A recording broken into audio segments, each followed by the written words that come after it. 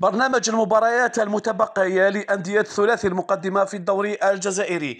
الجولة 27، الرائد مولودية الجزائر ينتقل إلى بشار لمواجهة شبيبة الثورة. شبيبة القبائل تنتقل إلى مقرى لمواجهة النجم المحلي. وشباب بلوزداد يستقبل نادي بارادو في ديربي عاصمي.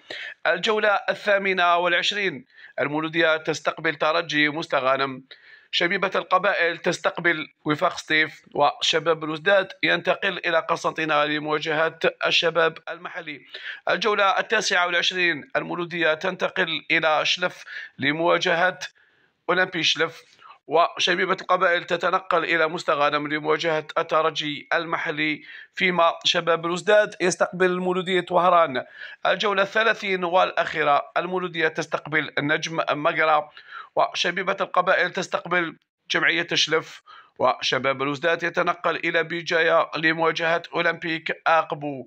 مباريات تبدو قوية والصراع محتدم إلى الجولة الأخيرة، مع أفضلية تبدو للمولودية الموجودة حاليا في الصدارة ب 52 نقطة، متبوعة بالشبيبة ب 46 نقطة، فشباب بلوزداد ب 45 نقطة.